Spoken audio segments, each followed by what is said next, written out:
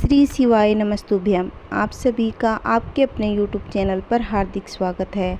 आज हम सुनेंगे सावन मास की सोमवार की शिवरात्रि की कथा। आइए कथा रसपान करते हैं। एक बार चित्रबानु नामक एक शिकारी था जो पशुओं की हत्या करके अपना परिवार चलाता। वह एक साहूकार का ऋणी भी था। कर्ज न चुका सकने के कारण क्रोधित साहूकार ने उसको बंदी बना लिया था। संयोग से उस दिन शिवरात्रि का पावन पर्व था। बंदी रहते हुए शिकारी शिव संबंधी धार्मिक बातें सुनता रहा। वहीं उसने शिवरात्रि व्रत की कथा भी सुनी। शाम के समय साहूकार ने उसे बुलाया और ऋण चुकाने के लिए पूछा तो शिकारी ने कर्ज अगले दिन चुकाने का वादा कर लिया। साहूकार ने उसकी बात मानकर उसे जाने दिया। शिकारी जंगल में शिकार के लिए निकला। दिन भर बंदी गृह में रहने के कारण शिकारी भूख प्यास से व्याकुल हो रहा था। सूर्यास्त के बाद एक जलाशय के समीप गया और वहां एक घाट के किनारे स्थित उस पेड़ पर चढ़कर बैठ गया और उसने सोचा कि कोई न कोई जानवर अपनी प्यास बुझाने इस घाट के पास जरूर आएगा। शिकारी बेलपत्र के पेड़ पर चढ़कर बैठ गया। उसी के नीचे एक शिवलिंग भी था जो बेलपत्रों से ढका हुआ था। भूख और प्यास से थका हुआ वह शिकारी उस पर चढ़कर बैठ गया। शिकारी ने मचान बनाते समय जैसी ही टहनियाँ तोड़ी वे संयोग से शिवलिंग पर जा गिरी। इस प्रकार दिन भर भूखे प्यासे रहकर शिकारी का अनजाने में शिवरात्रि का व्रत भी रह गया और अनजाने में शिवलिंग पर बेलपत्र भी चढ़ गए। इस तरह से एक पहर रात्रि बीत जाने पर एक गर्भवती हिरणी तालाब के किनारे पानी पीने के लिए पहुंची। शिकारी ने उसे देखकर धनुष पर तीर चढ़ा दिया। जैसे ही शिकारी तीर छोड़ने लगा तो उसके हाथ के धक्के से कुछ पत्ते और जल की कुछ बूंदें नीचे शिवलिंग पर गिर गई और अनजाने में ही शिकारी की पहले पहर की पूजा संपन्न हो गई। और हिरणी बोली, हे शिकारी, मैं गर्भवती हूँ, शीघ्र ही मैं बच्चा पैदा करूँगी। तुम एक साथ दो जीवों की हत्या का पाप करोगे और मैं अपने बच्चे का जन्म देकर शीघ्र ही तुम्हारे पास वापस आ जाऊँगी, तब मार लेना। शिकारी ने ऐसा सुनते ही उसे जाने दिया। कुछ देर बाद एक और हिरणी वहां से निकली। शिकारी ने उसे देखकर धनुष पर बाण चढ़ा दिया। इस तरह से शिकारी के अनजाने से कुछ और बेलपत्तर नीचे शिवलिंग पर जा गिरे और अनायास इस शिकारी के दूसरे पहर की पूजा भी हो गई। हिरणी ने हाथ जोड़कर शिकारी से निवेदन किया कि मैं थोड़ी देर पहले ऋतु से निर्वित हुई हूँ और अपने प्रिय की खोज में भटक रही हूँ। मैं अपने पति से मिलकर शीघ्र ही वापस आ जाऊँगी। शिकारी ने उसे भी जाने दिया। दो शिकार खोकर शिकारी चिंता में पड़ गया था कि रात्रि की आखिरी पहर बीतने को थी और तभी एक अन्य हिरणी अपने बच्चे के साथ उधर से निकली। शिकारी ने उसे देख तुरंत धनुष पर तीर चढ़ा दिया। वो तीर छूटने ही वाला था कि हिरणी बोली, मैं इन बच्चों को इसके पिता के हवाले करके लौट आऊँगी, इस समय मुझे मत मारो। शिकारी ने कहा, मैं सामने आए हुए शिकारी को कैसे छोड़ दूं, जिससे पहले भी 2 बार अपना शिकार खो चुका हूं। मेरे अपने बच्चे भूखे प्यासे हैं। हिरणी ने शिकारी की बात सुनकर कहा कि जैसे तुम्हें अपने बच्चों की ममता सता रही है वैसे ही मुझे भी, इसीलिए मेरे बच्चों का सोचते हुए मुझे थोड़ी देर के लिए जीवन दान दे दो। मेरा विश्वास करो, मैं इन्हें इसके पिता को सौंपकर तुम्हारे पास तुरंत लौट आऊँगी। हिरणी की बात सुनकर शिकारी को उस पर दया आ गई। उसने उसको जाने दिया। शिकार न पाने के कारण परेशान होकर पेड़ पर बैठा शिकारी बेलपत्र तोड़ तोड़ कर नीचे फेंकता रहा। इस तरह से उसके तीसरे पहर की पूजा भी संपन्न हो गई। पौ फटने को हुई थी। एक हिरण उसी रास्ते पर आया। शिकारी ने सोचा कि चाहे कुछ भी हो जाए इस बार वो शिकार करके ही रहेगा। शिकारी की तनी धनुष पर चढ़ी हुई तीर को देखकर हिरण ने कहा, यदि तुमने मुझसे पहले आने वाली 3 हिरनियों को उनके छोटे छोटे बच्चों को मार डाला है तो मुझे भी शीघ्र मार डालो, ताकि उनके वियोग का दुख मुझे सहना ना पड़े। मैं उन हिरनियों का पति हूँ। यदि तुमने उन जीवन दान दिया है तो मुझे भी कुछ समय के लिए जीवन दान दे दीजिए। मैं उनसे मिलकर तुम्हारे पास तो उपस्थित हो जाऊँगा। मृग की बात सुनकर शिकारी ने मृग को सारी बात बता दी।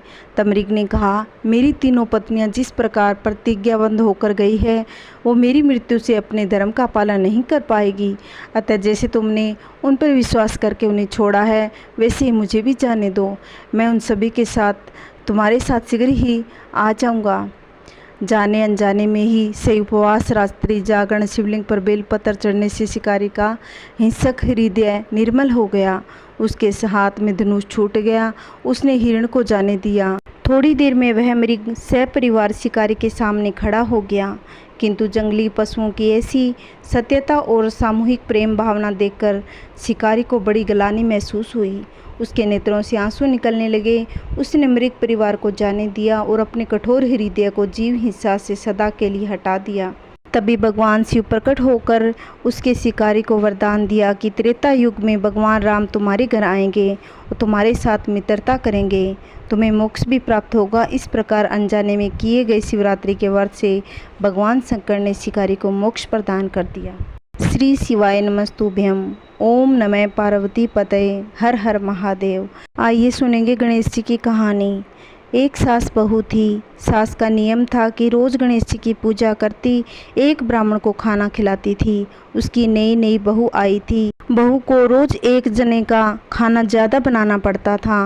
वह बहुत परेशान हो जाती थी। एक दिन उसने सासू जी से कहा कि आज ब्राह्मण को खाना खाने के लिए मैं कहने जाती हूँ। उसने मन ही मन सोचा कि मैं छोटे से बच्चे को बोल आती हूँ, ताकि वो कम खाना खाएंगे तो मुझे ब्राह्मण के लिए थोड़ा सा खाना ही बनाना पड़ेगा। ऐसा सोचकर वो चली गई।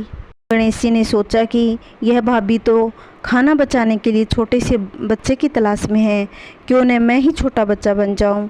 ऐसा सोचकर गणेश जी बच्चा बन के रास्ते में बैठ गए। और ऐसे में बहू निकली तो उससे बोले कि भाभी जी कहाँ जा रही हो। वह बोली, मैं तो छोटे से ब्राह्मण की खोज में हूँ। मेरी सासू का नियम है कि वह एक ब्राह्मण को खाना खिलाती है। गणेश जी बने उस बालक ने कहा कि मैं ही ब्राह्मण का लड़का हूँ। बहू खुशी खुशी उसको खाने पर ले आई। तो आज तो छोटा सा बच्चा, उसे कम खाना बनाना पड़ेगा। अब वो घर जाकर सासू जी से कहने लगी कि माँ जी, रास्ते में यह ब्राह्मण का लड़का मिल गया था, मैं उनको खाने पे ले आई। तो सासू जी कहने लगी, ठीक है बेटा, हमें तो ब्राह्मण को खाना खिलाना है, छोटा हो या बड़ा कोई बात नहीं। सासू जी से पूछती है, सासू जी क्या बनाऊँ। तो सासू जी बोली, तेरी मर्जी को हो वो ही बना लो। बहू ने सोचा, आज तो खूब सारी चीज़ें बनाऊं ताकि हम भी खा लेंगे। ऐसा सोचकर बहू खीर, हलवा, पूड़ी, लड्डू, बाटी सब बना लेती है और सासू जी से कहती है कि सासू जी आओ, ब्राह्मण को बुला लाओ। सासू जी कहने लगी, आप ही बुला के लाओ, मैं नहीं बुलाने जा रही। बहू देखने गई तो बाहर ही वो बच्चा मिल गया। बहू उसका हाथ पकड़ के ले आई। माँ ने उसका हाथ मुँह धुलाया और गणेश जी को भोग लगाकर खाना खिलाने बिठा दिया। गणेश जी जो परोसा था वह एक एक कोर में खा रहे थे और बहू जब देखती तो बड़बड़ करने लगती कि न तो छोटे को हो या मोटे को, दोस्त तो हमारे कर्म का है। तो गणेश जी की सुनकर बोले कि माँ जी, भाभी क्या बोल रही है। तो सासू जी कहने लगी, बेटा यह नई लड़की है, थक जाती है और बड़बड़ करने लग गई, तू पेट भर कर खाना खा ले। तो गणेश जी के रूप में बने छोटे बालक ने सब खाना खा लिया। सारी खीर, हलवा, पूड़ी, बाटी सब खाना ख़त्म कर दिया। वे इधर उधर देखते ही छिंके की तरफ देखते हैं और पूछते हैं कि माँ जी छिंके में क्या रखा है।